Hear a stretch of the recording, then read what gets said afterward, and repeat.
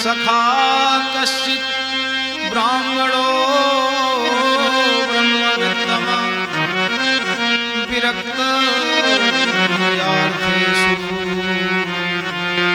प्रशांतात्मा जितेंद्रिय।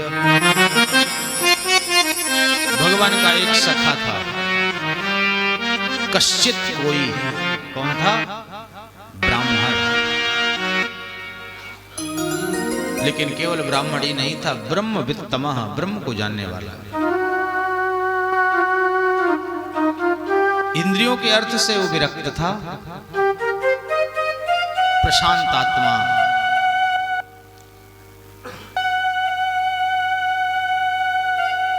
यहां विशेषण दिया है, विचारधारा बताइए कैसा था। नाम नहीं लिया। लोग नाम के चक्कर में बहुत रहते हैं। नाम याद हो जाए कि उसके पिता का क्या नाम था, उसके बच्चे का क्या नाम था, उसकी राजधानी का क्या नाम था, उसकी पत्नी का क्या नाम था, उसकी सेविका का क्या नाम था, उसके चाचा का क्या नाम था। इन नामों में क्या रखा है? कई लोग कहते हैं महाराज सुदामा के पिताजी का क्या नाम था। अरे सुदामा जी के पिताजी को छोड़ो, यहाँ पर सुदामा जी का ही नाम नहीं लिया गया। भागवतकार श्री सुखदेव जी क्या कहते हैं? कृष्णस्य आसीत् सखा कश्चित्। भगवान का सखा वो क्यों है, उसके अंदर पात्रता क्या है, योग्यता क्या है, भगवान का सखा कौन हो सकता है? विरक्त इंद्रियार्थेषु, जो इंद्रियों के अर्थ से विरक्त है। प्रशांत आत्मा। यहां पर कितनी बड़ी विशेषण, कितनी बड़ी उपाधि दी है। शांत नहीं कहा। क्यों? क्योंकि बड़े बड़े शांत लोगों को देखा है अशांत होते हुए। भगवान खुद शांताकारम, शांत जिनका स्वरूप है, उनको भी देखा गया अशांत होते हुए। मधुकैटभ का वध कर दिया, चक्र प्रयोग कर दिया। प्रशांत का मतलब है विशेषण है, जो अपनी स्थिति से कभी परिवर्तित होता ही नहीं, जिसकी शांति को भंग करने वाली कोई संसार में परिस्थिति है ही नहीं।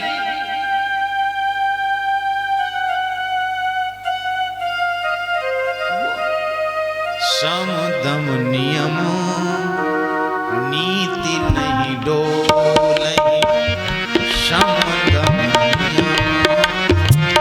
नीति नहीं डोलही। परुष वचन कबहू परुष वचन कबहू नहीं बोलही।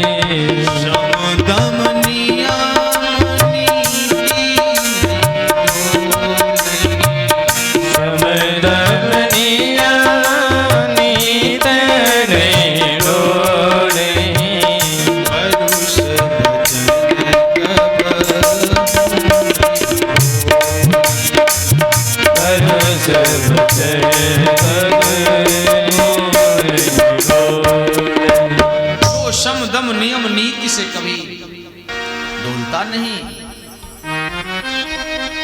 कठोर वचन किसी को बोलता नहीं।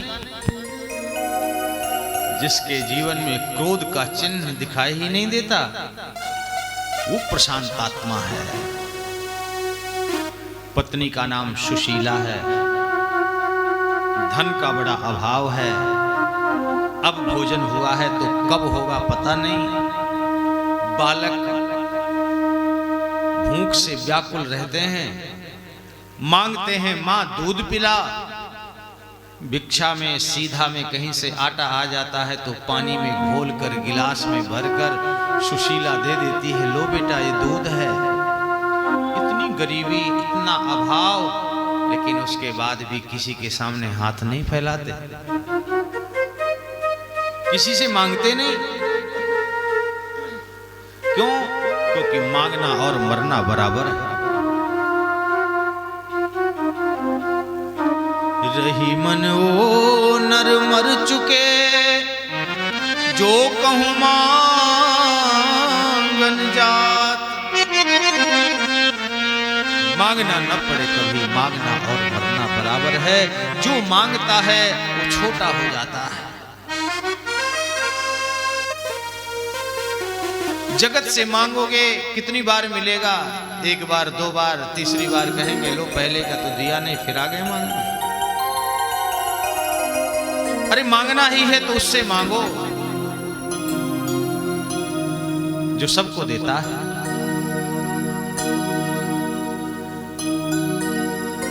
जो देवत दिन रैन सबको देता है, जो दाता एक राम भिखारी सारी दुनिया, उसी से याचना करो। पर सच्चा भक्त तो वो है जो उससे भी कुछ नहीं मांगता। मैं अगर मांगूं तुझे पर तू न देना कुछ मुझे, वरना आशिक नहीं मजदूर हो जाऊं। भगवान से भी मत मांगो। मांगो उससे जो बिना मांगे न देता हो। सुनाओ उसको जो बिना कहे न सुनता हो। प्रभु जानत सब बिनहि जना। प्रभु जानत सब बिनहि जनाए।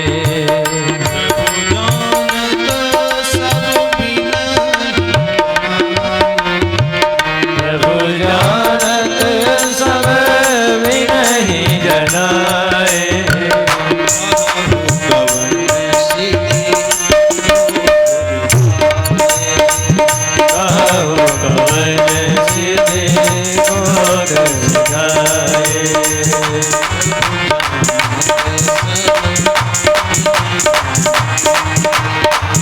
प्रभु जानत सब बिनहि जनाए।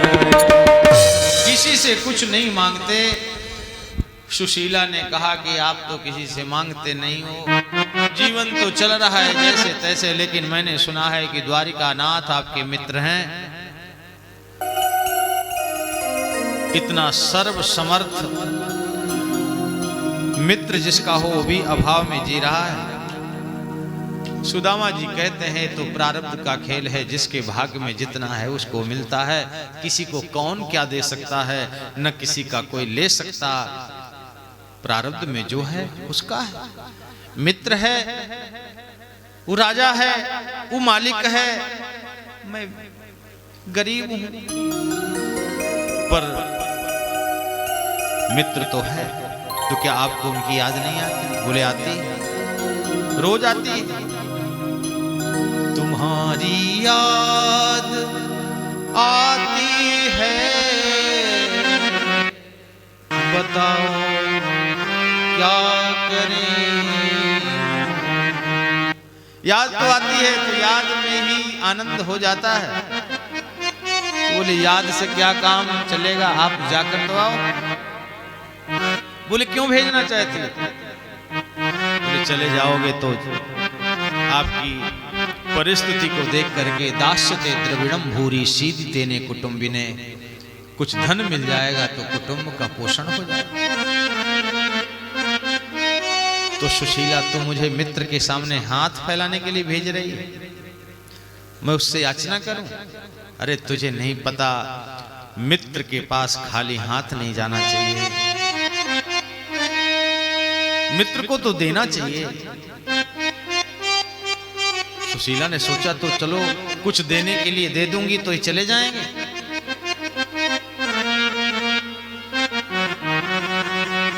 पड़ोस के 4 घरों में गई है, एक एक मुट्ठी चावल मांग करके लाई है, एक मैले कुचैले कपड़े में बांध कर दिया।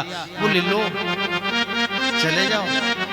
ये 4 घरों से क्यों मांगा? एक घर में इशारा कर देती तो क्या सुशीला को नहीं मिलता?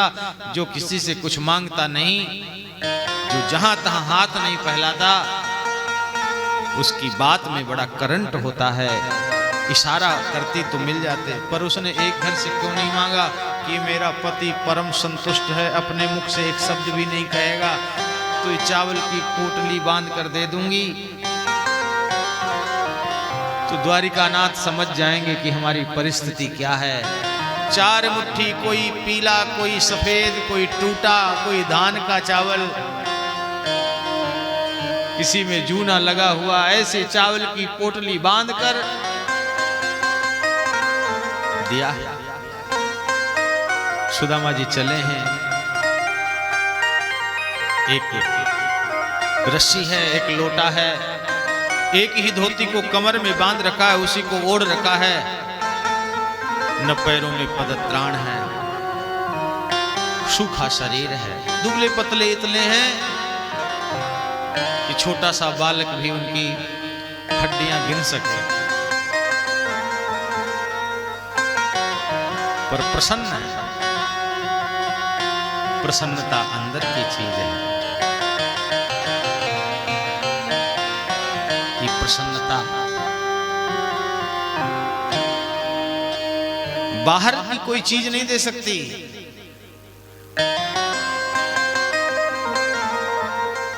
एक गुब्बारे में लिखा था कि उड़ने के लिए, ऊंचाई प्राप्त करने के लिए बाहर की कुछ आवश्यकता नहीं है, आपको ऊंचा वही ले जा सकता है जो आपके अंदर है। गुब्बारा आकाश में उड़ रहा था, हवा उसके अंदर थी, वो ऊपर उसको उड़ाया। आत्म तत्व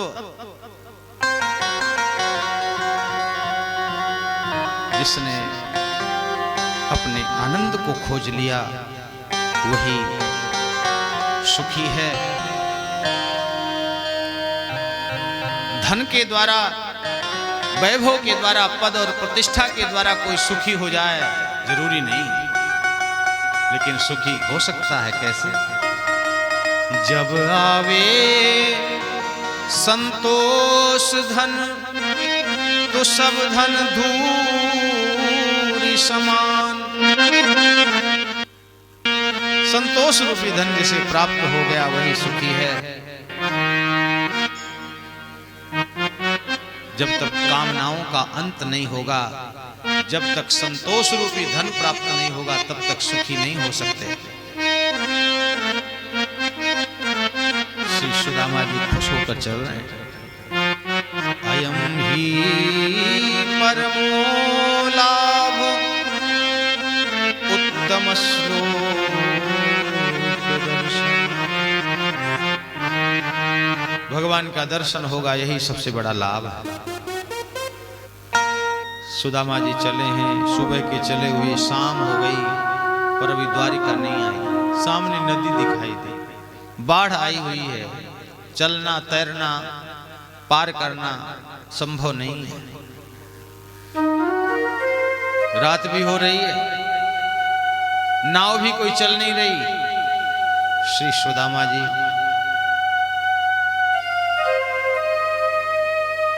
वहीं बैठ गए और बोले, कृष्ण मैं तेरा दर्शन करने के लिए आ रहा हूं। न तुझसे बेटा बेटी, न पैसा संपत्ति, किसी कामना लेकर नहीं आ रहा हूं, बस तेरा दर्शन करने के लिए आ रहा हूं। अब मेरे बस की नहीं है, अभी नदी कैसे पार करूं? अब तेरी लाख बार की गरज हो तो मुझे ले जा, मेरे बस की। जब इस भरोसे के साथ बैठ गए तो भगवान ही नाव चलाते हुए केवट का रूप धारण करके आ गए और बोले, भैया कोई है उस पार चलने वाला क्या? सुदामा जी लड़खड़ा कर उठे, अरे हाँ नाव आ गई, हाँ भैया मैं चलूंगा उस पार, पर मेरे पास देने के लिए कुछ नहीं। अरे आओ आओ बैठो पंडित जी, पर ये तो बता दो जा कहां रहे? श्री सुदामा जी कह रहे हैं, मैं द्वारिकाधीश के दर्शन के लिए जा रहा हूं, उनका मैं मित्र हूं। केवट के रूप में भगवान ऊपर से नीचे तक सुदामा जी को देख रहे हैं कि तन पे नहीं है लत्ता, चल दिए कलकत्ता। कौन भरोसा करेगा द्वारिकाधीश के आप मित्रों?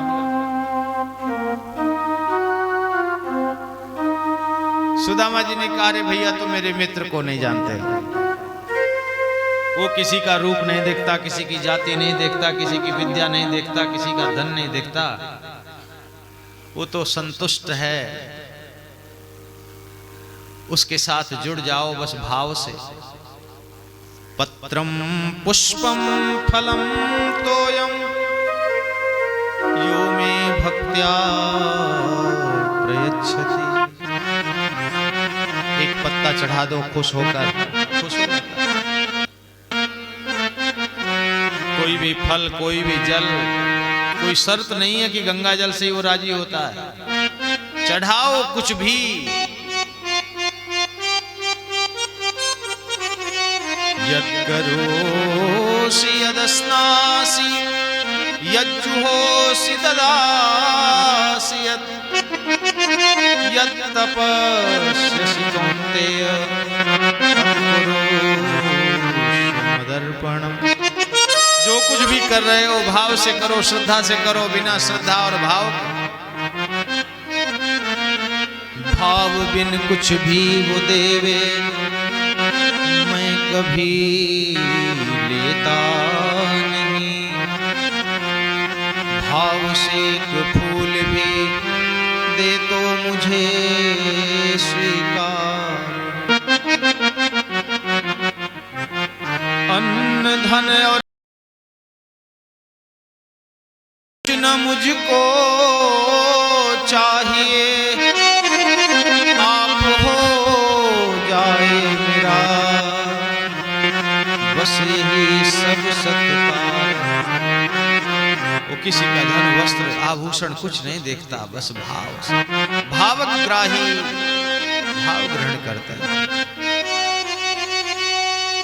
सुदामा जी पार हुए हैं, द्वारिका पहुंचे हैं। द्वारपालों से कहा है मैं दर्शन करना चाहता। द्वारपालों ने देखा कोई ब्राह्मण देवता आए हैं। यहाँ संत ब्राह्मणों का तो आवागमन बना ही रहता है और भगवान ब्राह्मणों के भक्त हैं। ब्राह्मणों के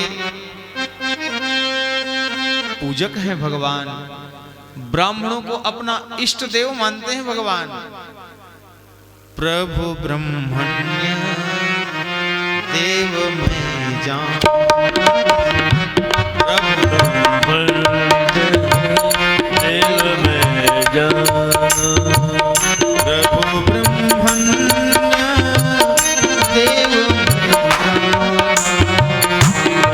ब्रह्मण्य देव मैं जाना।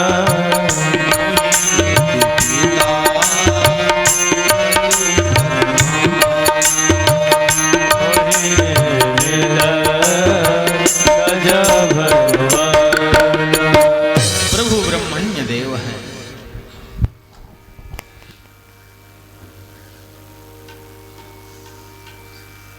द्वारपालों ने सुदामा जी को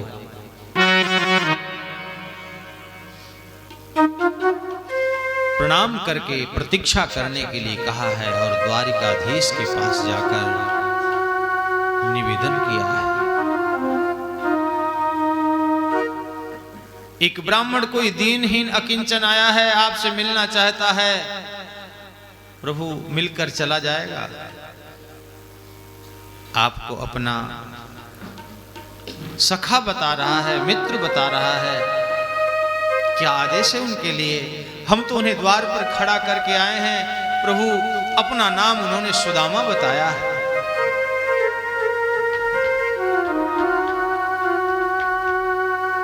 शीश पगा न झगा तन पे, प्रभु जान को आही बसोई ही ग्राम।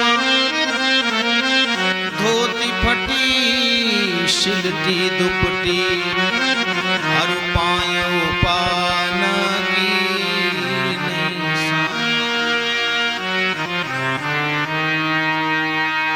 पूछत दीन दयाल बतावत आपन नाम सुदामा। सुदामा नाम बताया है, भगवान ने सुना और सुनते ही भगवान दौड़ पड़े हैं और सुदामा जी को जाकर हृदय से लगा लिया है। भगवान आज दौड़ रहे हैं देखकर सारी द्वारिका देखती रह गई कि बहुत लोग आए पर आज तक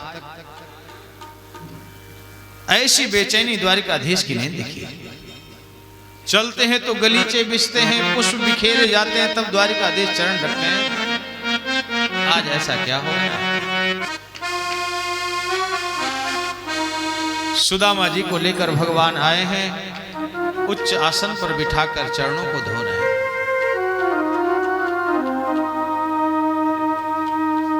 पाद प्रक्षालन कर रहे हैं भगवान। आंखों में आंसू आ गए। क्यों? ऐसे बेहाल बिवाइन सो भय कंटक जाल लगे पुन जोय। गोद में चरण हैं, आपने सुकोमल हस्त कमल सुदामा जी की चरण तल पर तलवों पर फिरा रहे हैं। बीमारी फटी है। सुदामा जी का चरण स्पर्श करते हुए भगवान अनुभव कर रहे हैं कि सुदामा ने दुख बहुत पाए, पर इस संतुष्ट ब्राह्मण ने आज तक अपने मुख से कुछ कहा नहीं, मुझसे भी कभी कुछ मांगा नहीं,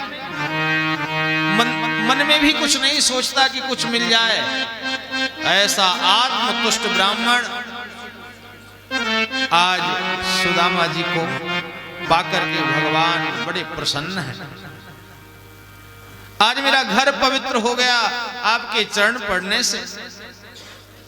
देखी सुदामा की दीन दशा,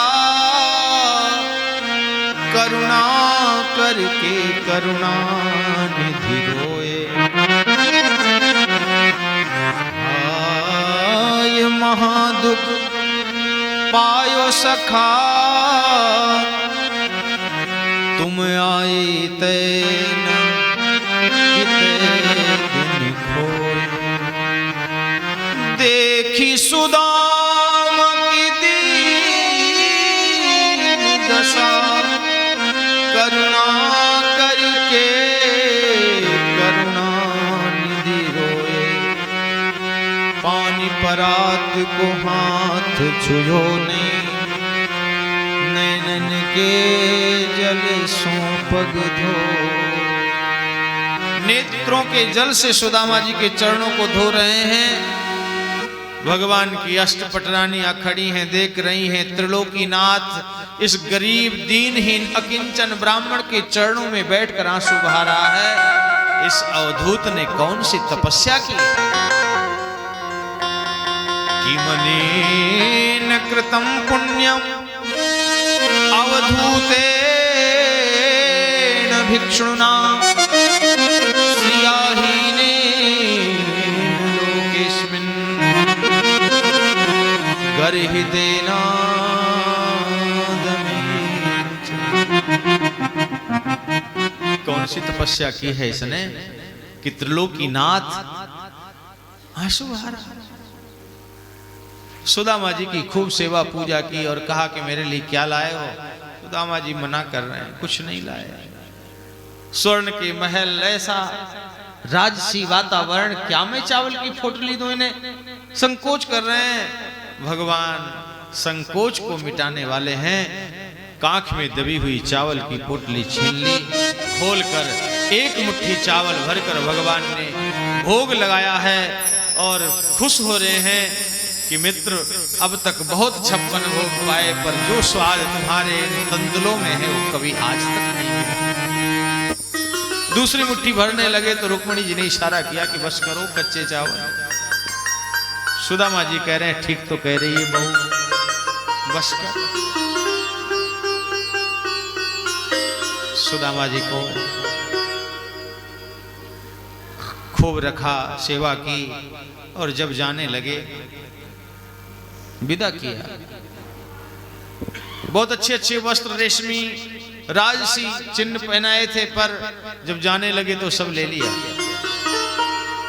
तो सुदामा जी को सोचना चाहिए कि अरे बड़ा कंजूस है, जो देखने का राजा है, दिया हुआ सब ले लिया। तो ये दिया हुआ। अब किसी मेहमान बन करके पहले किसी के यहाँ जाया करते थे तो कपड़े इतने नहीं होते थे कि कोई 5-5, 10-10 अटैची में भरकर ब्रीफ केस में लेकर कोई जाते। एक कपड़े पहनकर चले जाया करते थे। मित्र के यहाँ जाते थे तो उसी की लुंगी लगा लेते थे, उसी की टी शर्ट पहन लेते थे, काम चल जाता था और वापस वही कपड़े धुलकर वापस आ जाते थे। तो आए हो मेरे यहाँ इसलिए तुमको पहना दिए, अब अपने पहनकर जाओ जो तुम्हारे हैं। तो सुदामा जी पछता रहे होंगे कि मैं फालतू में इतनी दूर चल के आया, कुछ नहीं मिला। बोले नहीं नहीं, सुदामा जी बड़े संतुष्ट। श्री सुखदेव जी कहते हैं मैंने फोटो खींची है। सुदामा जी सोचते हुए क्या जा रहे हैं, रास्ते में सुदामा जी सोचते हुए जा रहे हैं कि क्वाहम दरिद्र पापीवान क्व कृष्ण श्री निकेतन ब्रह्म बंधु रीतिस्माहम बाहुभ्याम परिरंबिता। कहा मैं दीनहीन अकिंचन ब्राह्मण अपने को पापी कह रहे हैं, और कहा श्री निकेतन लक्ष्मीपति श्री कृष्ण द्वारिकानाथ, उन्होंने कितनी कृपा की, मुझे हृदय से लगा लिया, मुझे अपना मान लिया। और मुझे क्या चाहिए, और तो मुझे क्या चाहिए। भगवान ने सुदामा जी को प्रत्यक्ष कुछ नहीं दिया, देते तो वही हैं, लेकिन किसी के गौरव की, किसी के सम्मान की हत्या करके किसी को दिया जाए वो देना नहीं है। भगवान देते हैं, और ऐसा दिया कि सुदामा जी पहुंचे तो सुदामा मंदिर देख ही डरे, यहां तो हती मेरी छोटी सी झुपड़िया, अब कंचन महल खड़े हुए। सुदामा जी भक्ति से, ज्ञान से, वैराग्य से पूर्ण है। ये कथा भक्ति प्रदान करने वाली है। सुदामा जी को ऐश्वर्य की प्राप्ति हुई। सुशीला देख रही है कि पतिदेव आ गए। जहां झोपड़ी थी वहां महल। द्वारपाल जो थे उनसे पूछा भैया मेरी झोपड़ी कहां गई। बोले कौन झोपड़ी, हमने तो कोई झोपड़ी नहीं देखी यहाँ, हम तो जब से आए महल ही हैं। किसका महल है। बोले सुदामा पंडित जी का। बोले सुदामा पंडित जी तो मैं ही हूं, लेकिन मेरा महल होए तो सपने में भी नहीं सोचा जा सकता। कहाँ है आपके सुदामा पंडित जी, मैं मिलना चाहता हूं। बोले हमें पता नहीं, हमने नहीं देखा उनको, द्वारिका गए हुए हैं। बोले द्वारिका तो मैं ही गया था, लेकिन मेरा महल हो ऐसा तो हो नहीं सकता। कोई और है उनके घर में। बोले हाँ पंडितानी जी हैं, और वो देखो आ रही है सज धज कर बैंड बाजे के साथ। पति का स्वागत करने के लिए चली आ रही है। घूंघट उठाया तो देखा कि सुशीला। बोले अरे तुझे क्या हो गया, तो दुबली पतली थी, ये मोटी कैसी हो गई। बोली जब भगवान माल देते हैं तो फिर ये भी साथ में देते हैं। तो तू खूब सोने की दाल चांदी की सब्जी बनाकर खा, हीरे की चटनी खा, मैं तो जा रहा हूं, मुझे नहीं चाहिए संपत्ति। तभी भगवान प्रकट हुए और इशारा किया, रे पंडित जी कहां जा रहे हो। ये धन संपत्ति, ये वैभव आपको बांधने के लिए नहीं है, ये सब मेरी कृपा का ही परिणाम है, इसे स्वीकार करो। सुदामा जी का जीवन दिव्य हो गया। दिव्य तो था ही था, भगवान की कृपा से ऐश्वर्य की प्राप्ति हुई। बोलो भक्त वत्सल भगवान